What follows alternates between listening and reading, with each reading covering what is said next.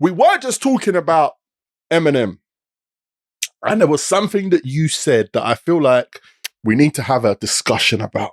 Yeah, it's a discussion. And the reason why it's a discussion is because we're in a new place, it's a new territory, and ain't nobody know what's really going on. So I'm going to give you what I know, you tell me what you know, and we make it up as we go along. So you said Eminem is number one, his album's number one, all over the place, which is obviously when you're looking at a juggernaut like Eminem to be expected, you know, history in the game, millions of very, very serious fans that want to come for us on the TikTok. I don't know why. We have opinions, let us live. But anyway, it's all good. We're all here. It's all love, man. Let's keep the discussion going. Keep coming. We'll just, you know what I'm saying, might not respond, but just keep it coming. So, conversation that we're having is on numbers. Like, do you know what I'm saying? So, numbers, recently, record sales, numbers sales of songs. Now, but look, we can't say record. Can we say record sales listen, again? that's It's what not they even are. record. That's what they are. Record sales? Well, they are music recordings. sales. They are recordings, so that records is just a short of recording. It's okay. Record sales is fine. Not records as in vinyl, acetate. Okay. Yeah, but that's what I'm saying. You're mixing up one with the other. That's a vinyl. It's not a record. All right, sir. Yeah, all right, sir. Yeah, but don't try and come for me when, you know what I'm saying? So listen. I weren't coming for you. I was specifying. You see the vinyl there? Shout out to all the viewers, man. You can see the vinyl collection. This ain't props. It's real stuff. If I go and get the sleeve out there, you see vinyl. Some of them are sealed in that, yeah? Okay, then. Damn. Are we back in the room? Are we back in the room? We was always in the room. We was always in the room. No, you left. You was getting your vinyl appreciation on. So anyway, so what we're talking about, we're talking about record sales, music sales, whatever you want to talk it. And a few interesting things have happened, first of all. Now listen, this information is taken from the internet. It could be wrong, right? But it is to be understood or alleged that Megan Thee Stallion had something in the region of, is it, what numbers have we got there? 30 million, is it 30 million streams removed? All right, I'm gonna give you the facts. Yeah, Megan's new album landed at number 3 on the Billboard 200 chart in America.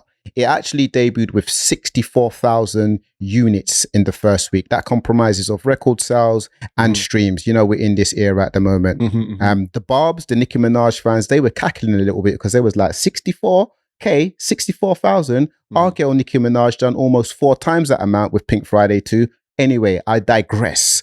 So Spotify reportedly removed 30 million streams from Megan Thee Stallion's album's numbers on the platform, allegedly due to these being bot streams. Take it from here, Mr. Illness. Okay, so first things first, I need to just get I need to just stroke my own ego and just remind everybody in here when we were talking about the Eminem guy number 1 all over the place, and I said that record labels did dirty things, and people said, one of the comments said that our podcast needs to be cancelled because, you know, evidently I don't know what I'm talking about. What's that guy's name? You know, like that African brother. Now, if you're listening, you don't know what I'm doing, but you get me? Because he is gesturing his hands right, to the camera right now. Because we are here, guys. You know, like, I'm not trying to say that I was Nostradamus and I predicted this like Tupacalypse or whatever, but so I should quote you. What did you say? You said streaming farms exist. Okay, streaming farms exist. Now, who is using the streaming farm is another conversation. Listen, at the end of the day, we have to respect that this whole thing is a hustle. Yeah. That guy that is in the record label with his nice car and his nice office and all of that can lose his job tomorrow.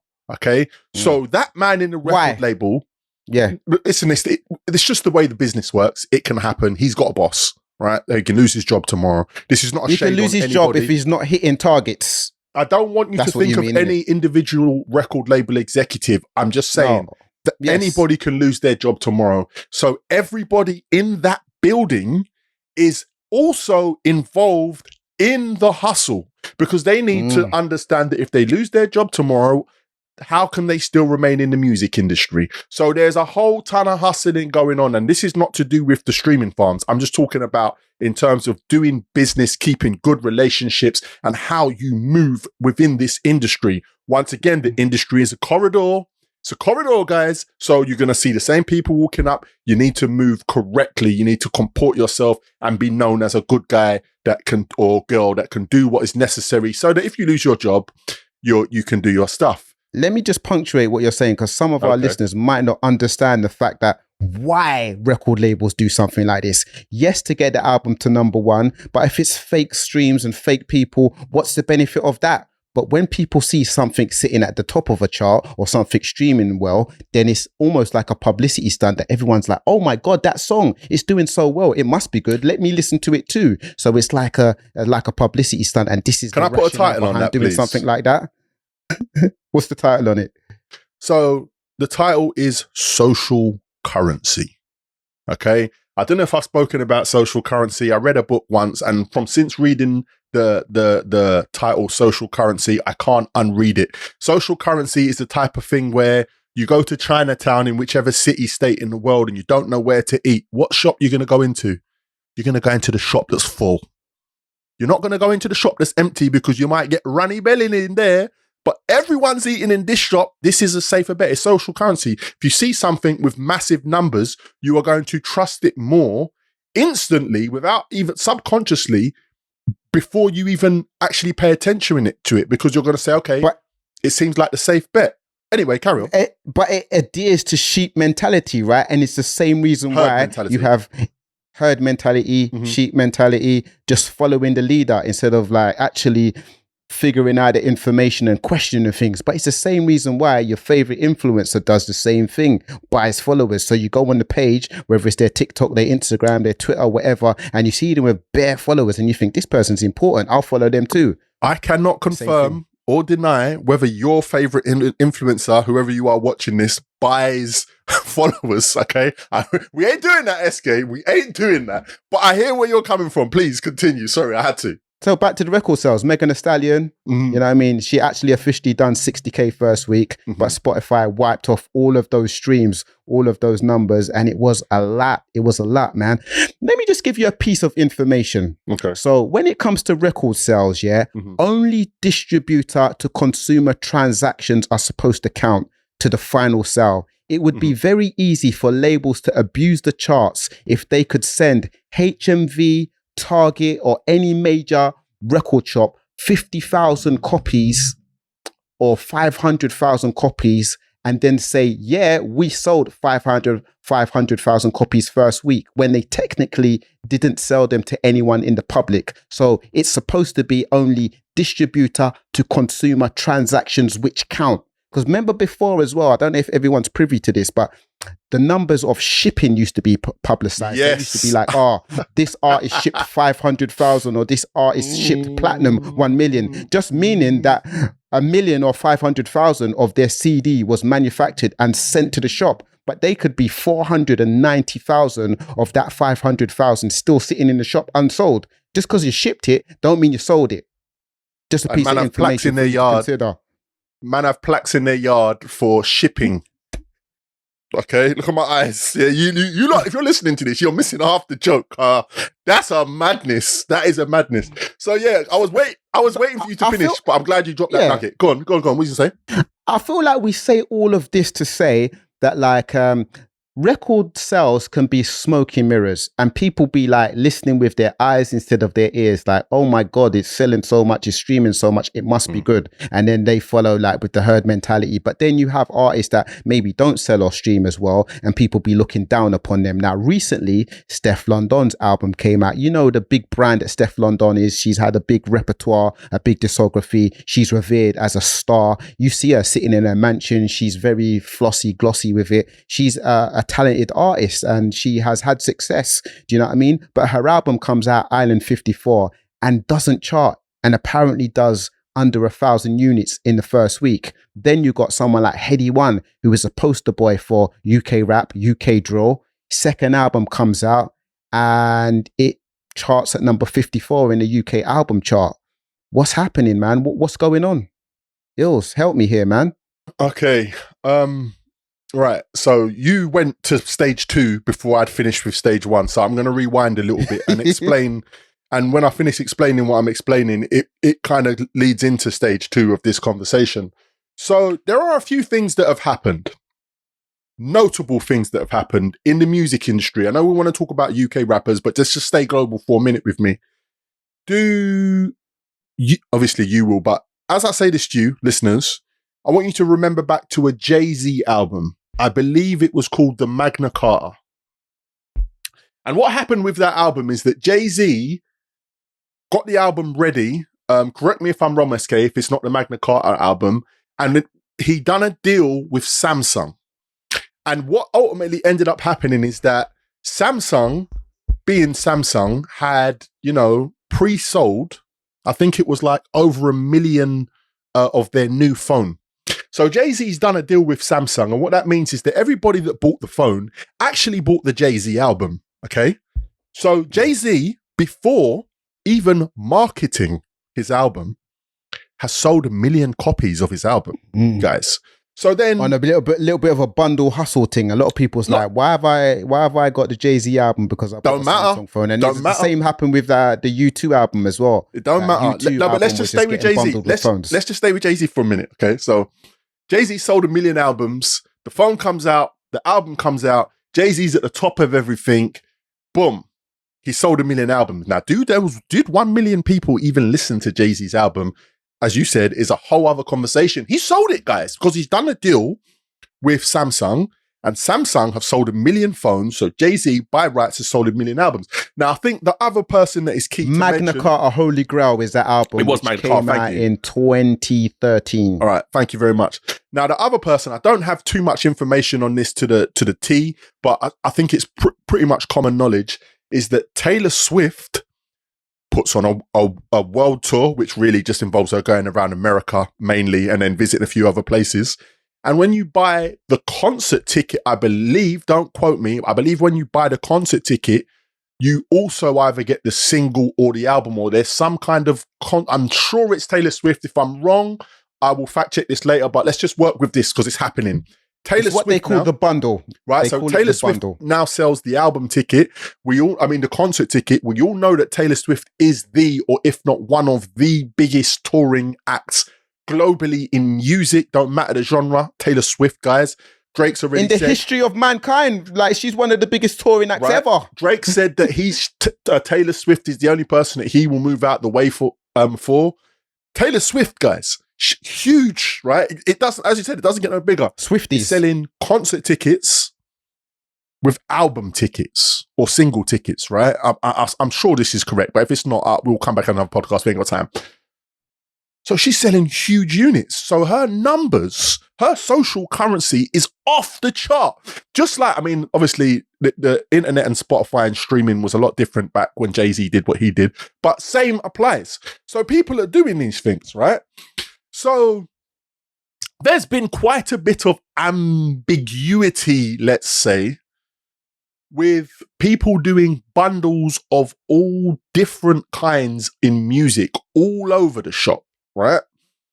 And in the UK, it is my understanding that the recording standards, whoever they are, is it official charts or whatever, have stamped their foot down and said, it's done. It's done. No more bundles. So you'll have seen different people. I think recently we saw Bashi. Did Bashi do a pop-up show recently? I want to say that I saw different people were there. But when Bashi would have been in the, you can't do this. But so you do a pop-up show, you'd sell merch, you'd sell albums, and then it could go to your charting position.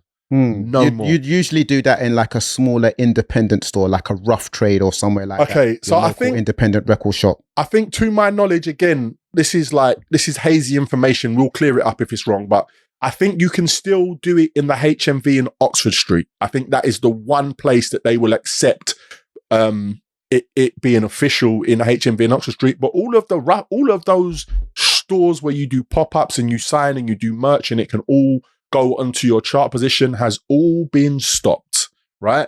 And listen, the conversation, this is not my opinion, but the conversation is that ambiguous or numbers have been reported. This is the conversation, and this is why the chart people have said enough is enough. Now, what I find absolutely fascinating is that Spotify were able to identify the fake streamers up to 30 million for Megan Thee Stallion. I find that fascinating. How do they know? Like, let's not even dwell on it. How do they know, bro? How do you know that that's a fake stream and that's a real one?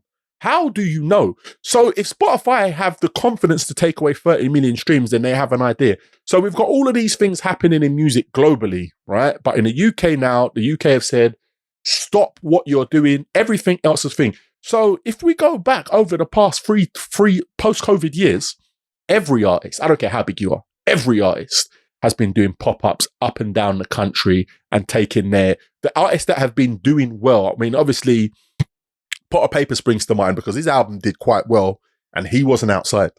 Do you know what I'm saying? His album did well. Not this Thanks for Hating, not the most recent album, the one before. His album did very well. So, but I'm saying the majority of artists are doing pop-ups. So now that whole thing, you can't put it with your concert tickets. You can't do none of this, has all been taken away. How many artists have we seen that have released their concert tickets or their tour tickets in the same week as the album? You know, this would be seen as a smart thing to do because it's a win-win. You're getting bundles. It's all been stopped.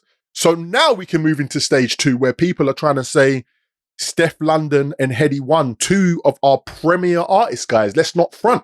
Like, they are premier artists in this country and are doing international collaborations, international works. They're outside. Why have their numbers fallen? Well, we can have a conversation on how fans of music are treating albums. You did touch on your conversation with Rag and Bowman and say, you know, the effects of TikTok and musicians.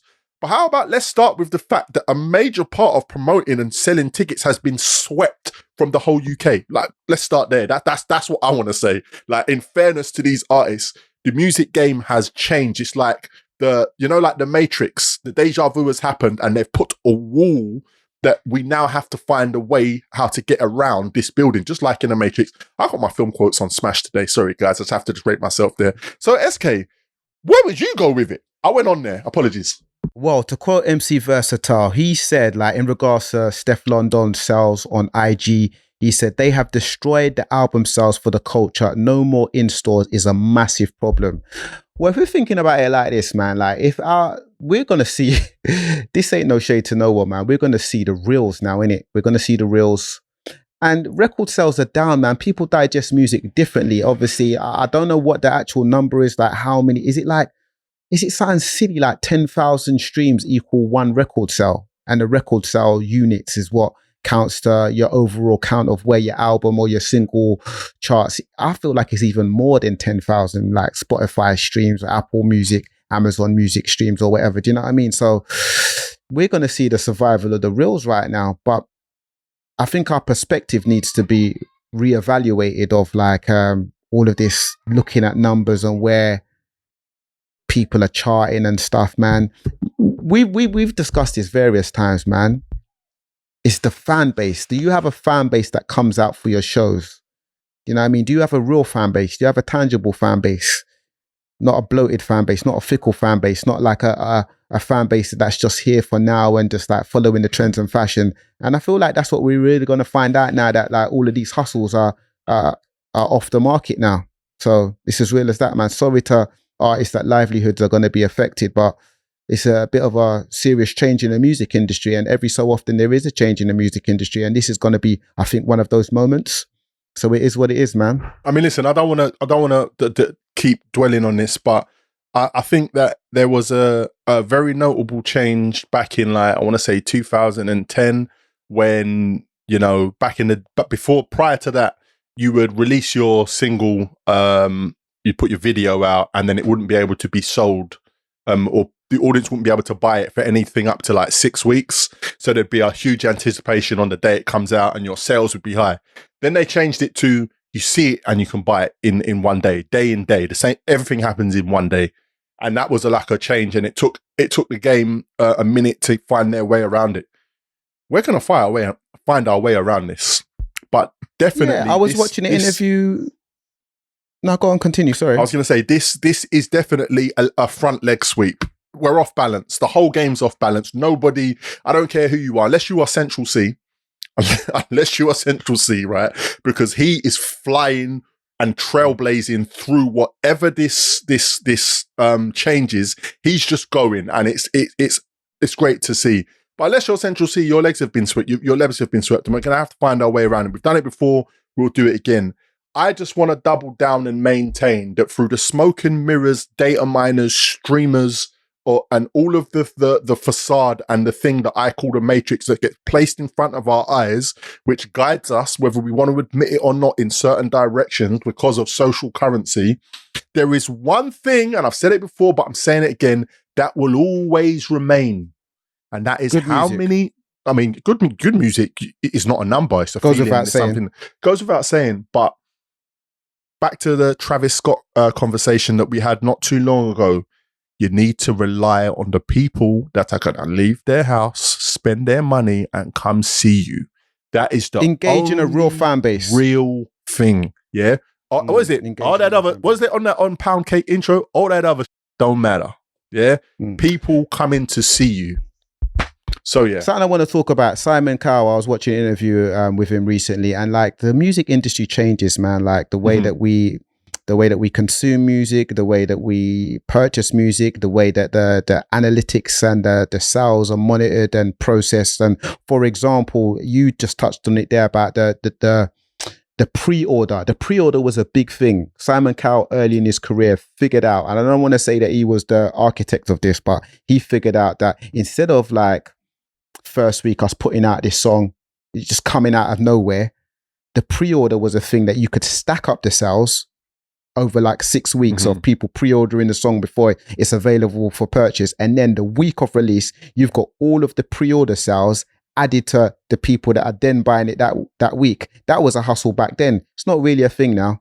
Like music is here. As soon as you hear it, it's available for streaming or for purchase. And the nature of the music industry changes, and like you said, it will figure itself out. And I just want people to listen with their ears rather than their eyes, man. If you like music, don't like, you know, forget about all of the other stuff. Like, unless it's some sinister associations or the artist is a scumbag or it goes against your moral beliefs, man. If the music's good, man, don't, like, you know what I mean? I really wish that we could have a version of the streaming services where you could like put the numbers invisible.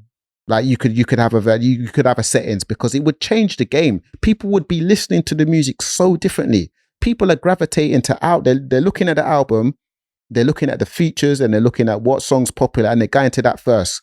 Like they're looking at artists like top 5 songs, top 10 songs, only listening to those songs, putting those songs in their playlist. Listen to the albums, listen to playlists, and find moods of music and find artists that you like the sound of and what their content is, not based upon the numbers. Listen with your ears, not your eyes. That's my sentiment, man. If only people could do that, man. Do you know the issue that I have with what you've just said? Because I'd love for all of the numbers to be hidden. But the moment you hide the numbers, you empower the algorithm, because how are you going to see it? It's all going to be in the playlists. It's a mess, man. It's a mess. It is a mess. It's a science. But the conversation is absolutely on site, man. If you have any thoughts and views, the comments are open, guys. We might hopefully get some positive comments again, so we'll be able to start getting back into our comments bag that we haven't done since I got into it with the guy and his 9-year-old son on the Eminem album. We done it. But yeah, man, we are here, man.